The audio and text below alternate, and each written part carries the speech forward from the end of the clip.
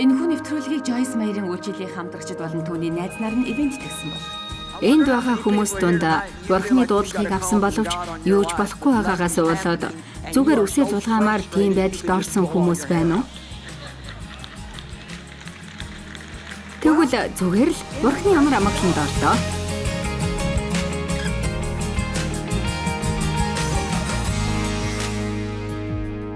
Би өнөөдөр та нарт Бурхны амар амгаланд баг зэрэг өвөрмөц маягаар орох талаар ярих болно. Би энэ амралтын өдрүүдээр хоёр өөр үгийг дамжуулах бөгөөд энэ нь суу, бас, алах, тэгээд гүү гэсэн санаатай үг хүргэх болно. Магадгүй юу гэсэн үг гэж сонсогдох байх л та. Энд гарч байгаа үг бүрийг Бурхан биднийг хийгээрэй гэж Библиэд хэлсэн байдаг. Бурхантай хамт тухалж баттай зогс, дайсныхаа эсрэг зогс. Хэцүү үед баттай зогсож хүлээ. Бурхантай алах. Хайраар алах, итгэлээр алах, амар тайвнаар алах. Уралдаандгүй. Бид энэ бүгдийг хийх хэрэгтэй. Бурхны хаанчлалд дараал байгаа гэдэгт би итгэдэг. Тийм ээ. Та шин итгэгч бөгөөд Бурханаас том алсын хараа аван гүйж эхлээд түүнийгээ хиймээр байгаа бол та эхлээд суух талаар сурах хэрэгтэй.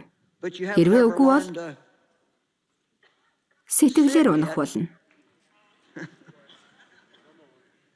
Та Бурханаас том алсын хараа авсан. Тэгээд энэ бүх зүйл болтол Бурхан дотор амар амгалан байх талаар мэдэхгүй байгаа бол танд үнэхээр хэцүү байх болно. Ямар нэг зүйл болохыг хүлээх нь их дарамттай байдаг ба. Бүх ачааг үүрээд хүүхдүүдэд өсгөж байгаа. Бас дээрэс нь Бурханы амар амгаланд байж чадахгүй бол үнэхээр хэцүү. Хэдэн жилийн өмнө Бурхан намайг Есүсийн дахин амьлалт руу анхаарлаа хандуулахыг сануулсаар байсан. Библийг судлах бүртэл энэ талаар хэлсээр байсан бөгөөд одоо хаан сууж байгаагаа хэлсэн. Тэр хаан ширээнд сууж байгаа. Тэгэхээр нь би энэ талаар сонирхоод судалсан. Энэ одоо юу гэсэн үг вэ? Есүс загалмаа дээр байхдаа энэ бүгд дууслаа гэж хэлдэг. Түүний энэ дэлхийд ирээд хийх ажил дууссан. Тэгээд тэр өндөр дүргөгдөж Бурханы баруун гар талд суусан бөгөөд дайснууд нь хөлд нь ирж сүхэрхийг хүлээж байгаа. Одоо харин сонирхолтой зүйл хэлж өгье. Та дайснаа ирэхэд Бурханы өмнө амарч сур.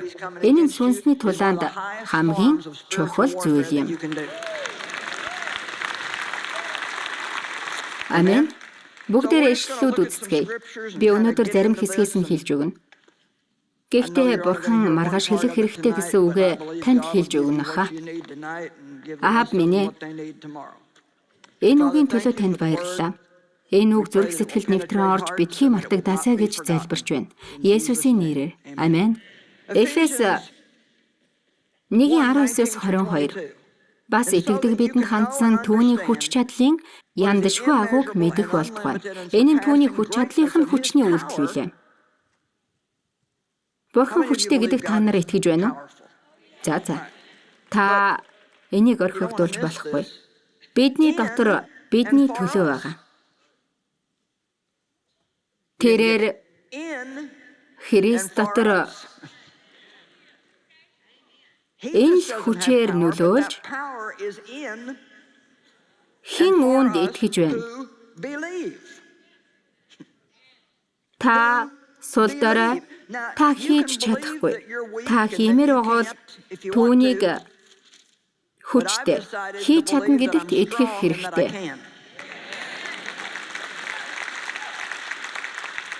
Түүнийг үхэхстээс амьлуулаад Тэнгэрлэг оршихуд энд Есүсийг амьлуулсан хүч бидний дотор бас байгаа гэж хэлж байна. Баруун гартаа заалж бүх засаглал, эрх мэдэл, хүч, ноёрхол, түүнчлэн энэ үед төдийгүй Ирэх үед нэрлэгдэх аливаа нэрээс ч дээгүүр болгожээ. Бүгдээрээ заларсан гэж хэлээрэй. Тэгээд цааш нь Бурхан бүх юмсыг түүний хөл дор захируулж, түүнийг чуулганд бүх юмсийн дээрх тэргүүн болгож өгвөө гэсэн. Энэ үнэхээр чухал үг бөгөөд би одоо та нарт 2 дугаарт Эфес номон дээр тэр түүнтэй хамт суусан гэж хэлсэн байна. Би яг одоо 2 газарт байна. Нэг нь энэ өсгийдтэйгөө энд алхаж, нөгөөх нь сүнсээрээ мөнхийн улсад Христтэй хамт байгаа бөгөөд суугаад зогсохгүй Бурхантай хамт амарч байгаа. Та нар миний тухай юу гэж боддог болоо гэдгээс би санаа зовхгүй байна. Бас миний зааж байгаа хичээл дуртай байна уу үгүй юу гэж би зовхгүй байна. Миний амнаас дараагийн удаа гарах үгэнд ч би санаа зовхгүй байна. Яагад гэвэл Бурхан надаар дамжуулан хийж байгаа гэдэгт би итгэж байна. Би анх үйлчлэлээ эхлүүлж байхдаа юу хийхээ мэддэггүй. Бурхантай хамт амар тайван байхаа ч мэддэггүй байсан.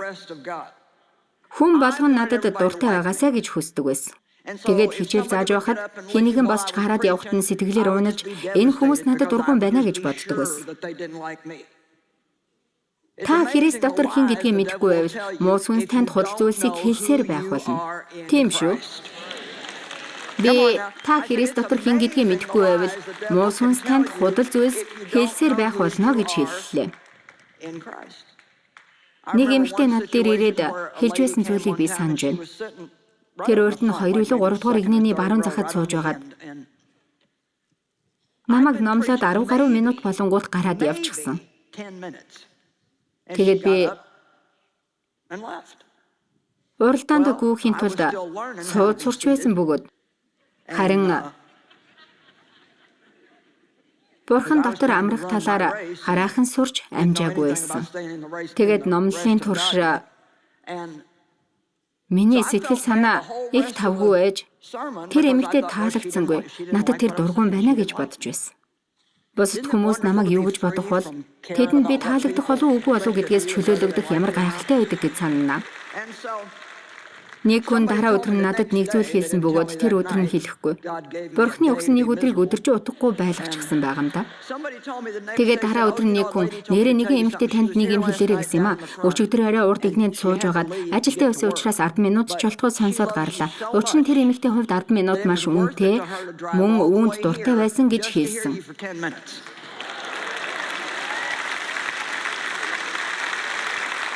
Муу сүнс ийм л зүйл хийдэг. Тэр бидэнд худал зүйл хийснээс болоод бид Бурхны дотор амархаа мэддэггүй. Яагаад гэвэл тэр хүн юу гэж бодсон болоо гэдг нь Бурхны надаар юу хэлэх гэж байна гэдгээс илүү санаа зовох зүйл байдаг.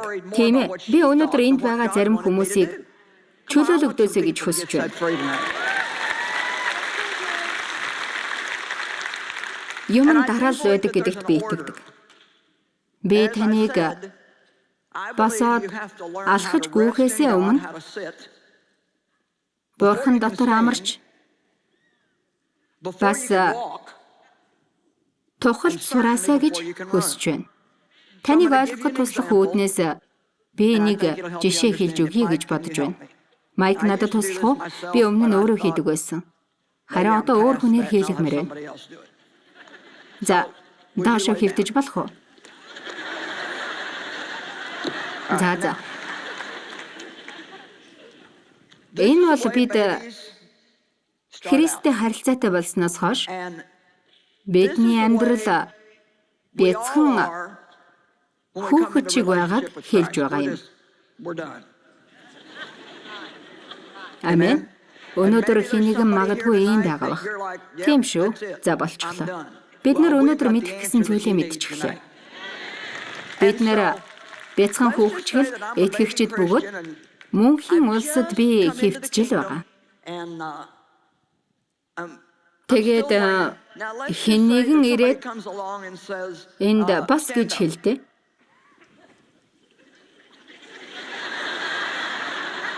Иймэрхүү байралтай байхад бас их боломжгүй. Эхлээд суух хэрэгтэй байдаг.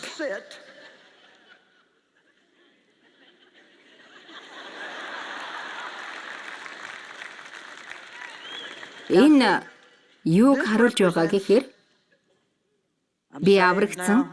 Тэгэд Бурхны амар тайванд орсон. Өөрчлөлт тийм хурдан болдгүй. Бид нар бараг 20 жил нэлээд замбраагүй утгагүй амьдралаар амьдрна. Багадаа 20 жил өөрийгөө цохиж алдаа хийх болгондоо өөрийгөө гэмтээ гэж бодож үйлчлэлдээ бүх анхаарлаа тавьж байгаа боловч энэч тэрч болохгүй. Энд байгаа хүмүүс донд Бурханаас дуудлага авсан боловч юу ч болохгүй байгаагаас болоод үстэй толгоогоо зулгаамаар санагдаж сэтгэлээр унж байгаа хүн байж болох юм. Тийм шүү. Бурхны амар тайванд ор. Хүлээгээд байж болохгүй. Бурхан хүсч байгаагаа хийдэг учраас хурдан өсөх гэж оролдох шаардлагагүй. Таны хийж байгаа үйлчлэл хийж байгаагаас тань хурдан өснө гэж байхгүй. Та сэтгэл хөдлөлөөрөө шийдэж чадахгүй. Өөрөө хүслээгээ тийм амар дуустдаг юм биш. Таны эхлэл магадгүй бэлэгшгэл байсан байж болно. Гэхдээ цаашлаад ийм байна гэж байхгүй. Тэгэхээр тэр одоо Христ дотор сууд сурсан байна. За босдоо. За харж байгаа үсттэй тэр одоо босч чадаж байна. Та ч бас үүнийг хийж чадна. Миний дасгалжуулагч нэг удаа намайг энийг хийгээрэй гэсэн. Тэр би чамаа газар цуугаад босхийг хармаар байна гэсэн. Би тэгсэн газарт мөлхөж тусламж ирсэн. Гэхдээ боссон. Тэгсэн дасгалжуулагч би олон хүчин наснуудыг босож чадахгүй байгааг харсан гэж хэлсэн. Нэг иймэрхүү зүйл болсон. Тэр одоо босоод зогсчихлоо. Маргааш та нарт босох талаар ярьж өгнө. Босох талаар олон зүйлс байдаг. Босоод Бурхныг хүлээ, таны амьдрал зөв зүйл болохгүй байгаа юм шиг санагдаж байсан ч босоод баттай зогссон зөв үйлдэл үйл. Дайсныхаа эсрэг зогс, дайсныхаа худал хуурмгийн эсрэг босоод зогсох хэрэгтэй. Энэ өдрүүдэд миний хэлэх гэсэн санаа бол бүх зүйл Бурхны амар амгалан руу орж байж бүтэх болно гэдгийг хэлмээр байна. Би та бүхэнд амрах талаар ярьж байна. Бүх зүйл дээр би унтах талаар яриаггүй. Харин дотоод амар амгалан байдлын талаар хэлж байна. Би таныг санаа зовох хэрэггүй. Сэтгэл санаагаа хямраагаад яваад байх хэрэггүй. Айгаад байх хэрэггүй. Бүх зүйлийг байнга зохицуулах гэж оролдоод байх хэрэггүй гэдгийг л хэлэх гээд байгаа юм. Бүх зүйлд хариулт хайгаад байх шаардлага байхгүй. Бурхны амар амгаланд орж, Бурхны хэлсэн зүйлсийг хийх хэрэгтэй. Хэтрүүлж явах хэрэггүй. Яагаад гэвэл түүний хэлснийг хийхдээ л болно. Тэр өөрөө үлдсэнийг хийх болно. За одоо алах. Таныг алхаасаа гэж хүсэж байна. Хайраар алах, амар тайвнаар алах, Христтэй хамт алах. Хий дими алхах хэрэггүй. Харин одоо уралдаандаагүй. Түүнийг яаж гүйхийг хар. За одоо суудалтаа очиад сууж болно.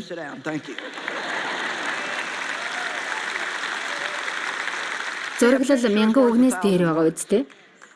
Библийн Ромын 4:17 дээр Бурхны хаанчлал бол идэх уух зүйл биш бөгөөд харин ариун сүнс доторх зөвхт байдал, амар тайван, баяр хөөр юм.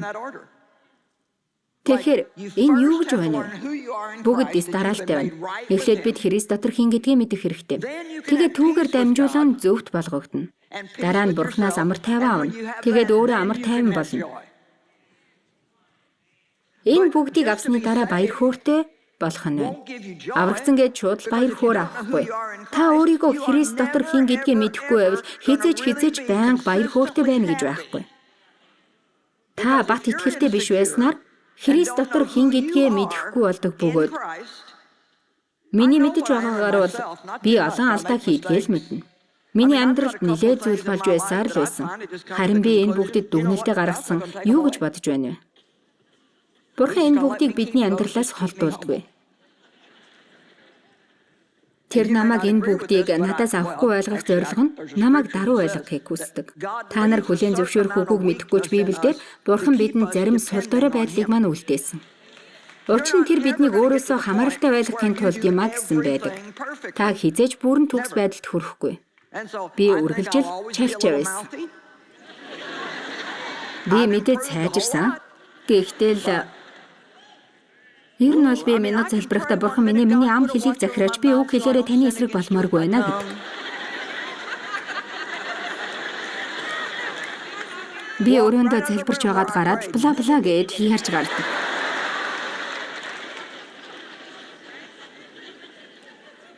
Христ дотор хэн гэдгийг мэднэ гэдэг нь баг зэрэг шашинлаг байж болох ч энэ нь түлхүүр юм. Энэ бол түлхүүр. Есүс за дууслаа гэж хэлсэн. Итгэгч бид бол би хийх болно гэж биш, харин би хийчихсэн гэж хэлж эхэлдэг байх хэрэгтэй. Амен.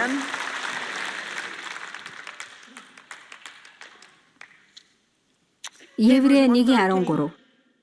Харин тэр Тэнгэр элч нарын алинд нь ер нь дайснуудыг чинь би чиний хөлийн гишгүр болгох хүртэл миний баруун тал залрах тун гэж айлцсан бэ. Та Бурхны амар амгаланд орж болно. Гэхдээ эхлээд Бурхан муу сүнсийг байх газарт наваачиг. Муу сүнстэй тэмцэх энгийн арга бол Бурхны амар амгаланд ороорой.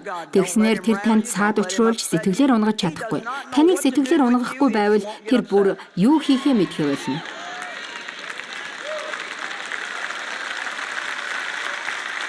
Тийм шүү. Тэр таны энэ байдал дургүй болж эхэлдэг.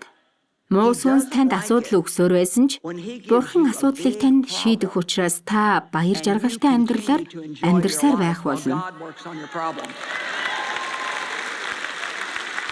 Миний хэлснийг сонссон уу?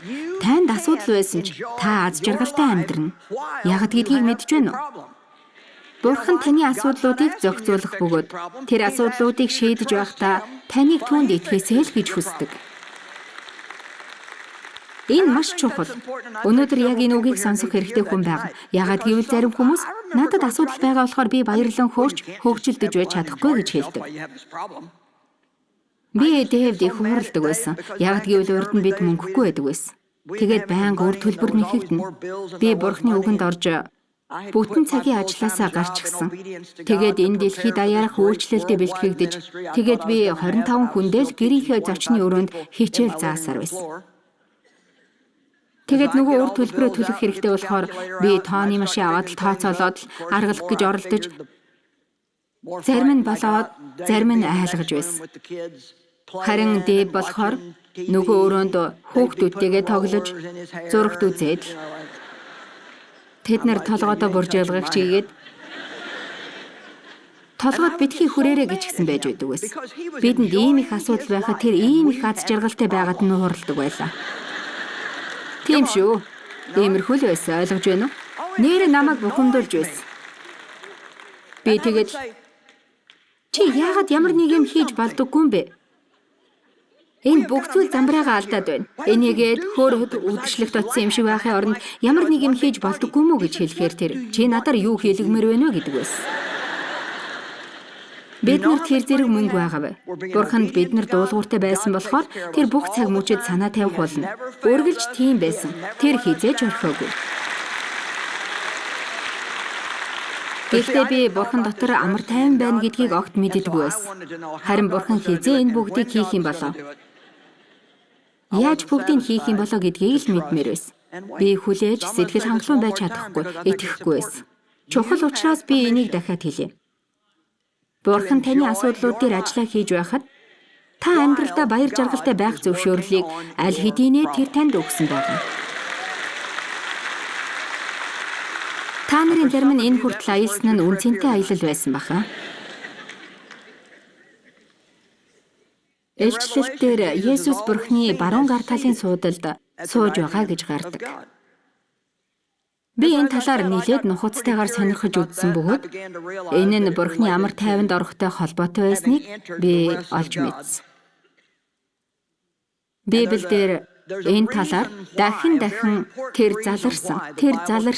заларсан гэж хэлж байгаа нь их чухал гэдгийг хэлж байгаа юм. Есүс бол тэрхүүн тахилч бөгөөд түүнээс өөр тэрхүүн тахилч Бурхны оршихуйд суугаагүй. Хуучин гэрээнд жилд нэг удаа тахил өргөхөөр тэргүүн тахилч ариунаас ариун газар руу орж хүмүүсийн гин нүглийн өмнөөс тахил өргөдөг байсан бөгөөд энэ бүгд наривчлан хуульчлагдсан дэг жаяг журамтай ёслол байсан бөгөөд орхоос ахуулаад л тахилч мөрдөх ёстой байсан. Энэ үнэхээр үнэн. Би энэ бүгдийг шалгаж үзсэн. Түүнд жижиг хонх байдаг бөгөөд түүний дээлний хормойд анар жимс уйсан. Тэгээд хөлд нь ол суйчгсан байдаг байсан. Тэр энэ үүргээ гүйцэтгэж байхдаа яс жаягаа үйлдээд явж байхад нь жижиг хонхон дуурч байдаг байсан. Тэгээд хонх дуурахгүй нилээд удвал тэр ямар нэг алдаа гаргаад өгсөн гэсэн үг юм. Тэд ороод түүнийг авч болохгүй учраас олсноос нь татаад гаргаж авдаг байсан. Ариунаас ариун газарт сандал байдгүй бөгөөд гэрээн дээр тэд Бурхны амар тайванд хинч ороогүй байсан. Энэ талаар Петр хэлсэн бөгөөд Матай 11 дээр амар амгалан бол бэлэг гэж хэлдэг. Энэ нь Бурхны нэгүслэр өгөгдсөн бэлэг бөгөөд өмнө нь хинт ч энэ амар амгалан байгаагүй. Есүс ирснээр л хуулийг гүйцэлдүүлэх боломжтой болгосон.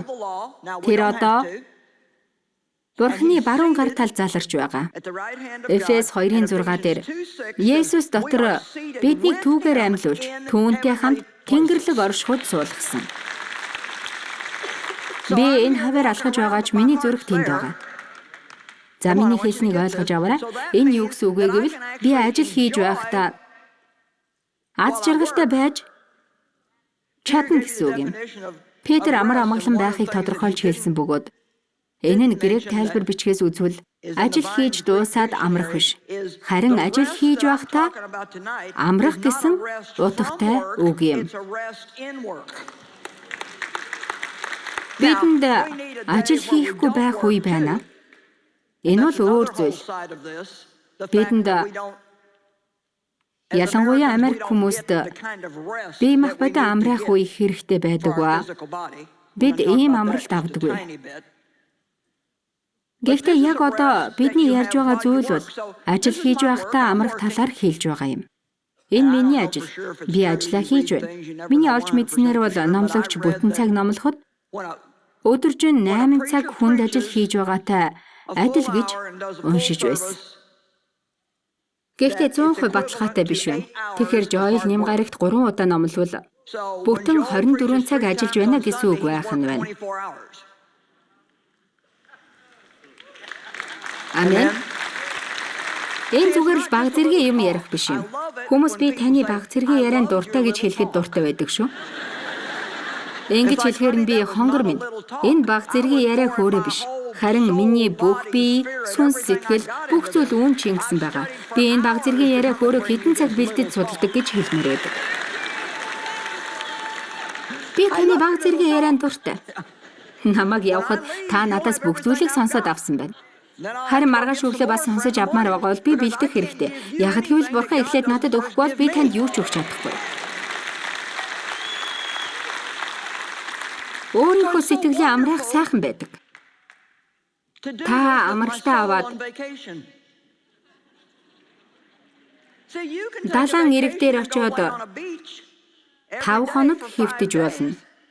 Гэхдээ та асуудлуудаа санаа зовсоор байх юм бол амарч чадахгүй шүү дээ. Зарим хүмүүс нэг өдрийн амралт аваад асуудлуудаа шийдэх гэж оролддог. Та нар дотор амралт аваад гэртээ ирчгээд амралтаасаа амралт авмаар санагддаг хүн байна уу? Бид нэр тайван тогтвортой байж чадхаа байлсан. Нэг хүн хүмүүст уйдах гэдэг зүйл байхаа бүр байлсан гэсэн. Хэмчи өөдөнд 5 минут болоход уцаа бариад хин нэгэн лүү яриад чат бичээд тэгээд Facebook дээр юу ирсэн бэ гэж шалгаад л зүгээр суухгүй. Бид нэр Facebook дээр олон найзтай.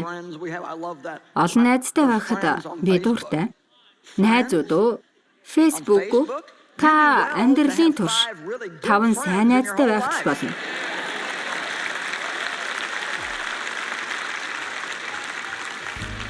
Надад инээдтэй санагддаг байсан зүйл нь анх хүмүүс над руу Facebook дээр найзууд болох уу гэж асуухад нь би тэр хүндээ бид угаасаа найзууд ч үдэ гэж хэлдэг байсан. За одоо бүгдээрээ Есүстэй хамт амар амгаланд туглан суух талаар ярьцгаая. Бид түүний амар амгаланд орж бүх ачаагаа түүнд өгөх хэрэгтэй бөгөөд тэгснээр Бурхантай хамт баяр хөөртэй амьдралд амарч түүний хэлсэн бүгдийг хийж чадна. Түүнтэй хамт туглан суухын тулд эхний алхам бол Бурхантай харилцаатай болох хэрэгтэй юм.